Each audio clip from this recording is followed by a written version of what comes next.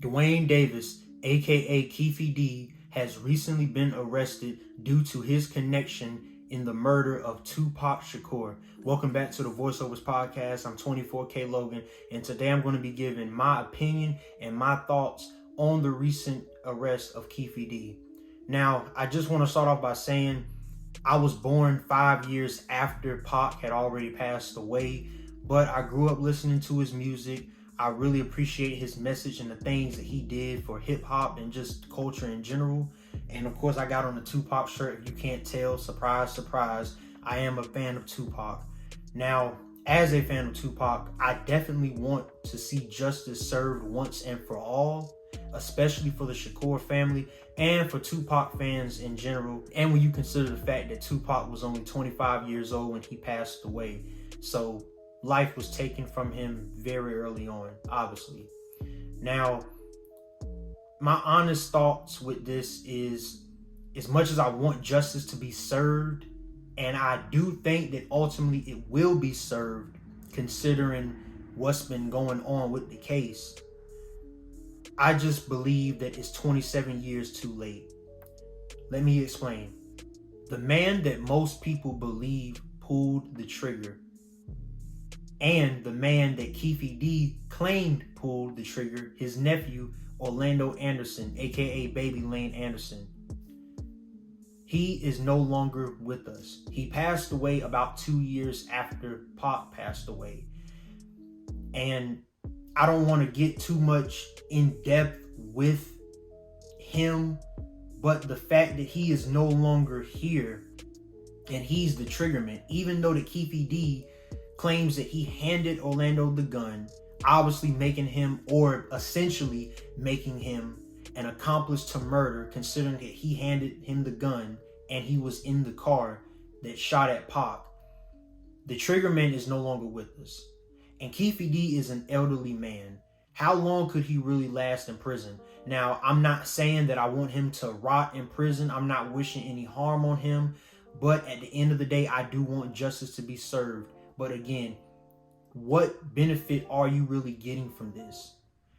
Another thing that this case should do, once it's done once and for all, it should put an end to all of these other conspiracy theories about who killed Pac, what happened, what was the motive behind his death. Guys, it's pretty clear if you watch the footage from the night that him and Suge and their entourage was at the MGM Grand Hotel after the Mike Tyson fight, it's clear evidence that they had put hands on Orlando Anderson and it was just a retaliation. I don't see a situation how the government could set it up. You mean to tell me that you're going to have a man that goes to a casino at the same time of another man, and they're already having problems from past situations or whatever the case may be, and then you have the biggest rapper in the world, definitely one of the biggest rappers in the world at that time, assault a gang member, and the rest is history. I don't see how that could be a government setup. Maybe some other information comes out and it proves otherwise, but I highly doubt it. But back to my overall opinion. I do want justice to be served. Pac had life taken away from him at 25 years old. It's been 27 years since he's passed away. The world has changed in so many ways since his death, and the person that I believe deserved justice the most other than Pac was his mother, Afeni Shakur, and she passed away back in 2016. She was the person who deserved justice other than Pac more than anybody, and she unfortunately will not be able to see justice served once and for all for her only son. That's just another reason why I believe it's 27 years too late. And of course, for Tupac fans, I know they're tired of it. I'm tired. As a Tupac fan, I'm tired of it. It's like, it's almost like Vegas PD didn't really care to solve the case to begin with.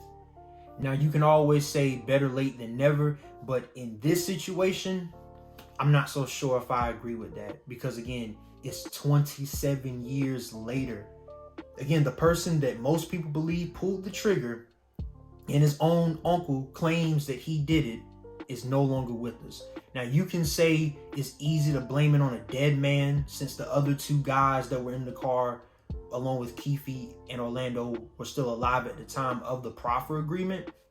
But again, if he claims that his nephew did it and people in the streets said the same thing years later, it's kind of hard to argue against it. Which leads me to my last point, the proffer agreement. The proffer agreement that Keefe D had did with Detective Greg Kading back in 2009 creates a huge gray area in this entire situation. Why? Because he was told that with the proffer agreement, none of the statements that he made could be used against him in the future. However, they didn't say that interviews, such as the interviews that he did with Vlad TV and Art of Dialogue, they didn't say that that stuff couldn't be used against him in the future. And that looks like the case here. It has been used against him. As a matter of fact, that's probably the main reason why police officers have made recent arrests.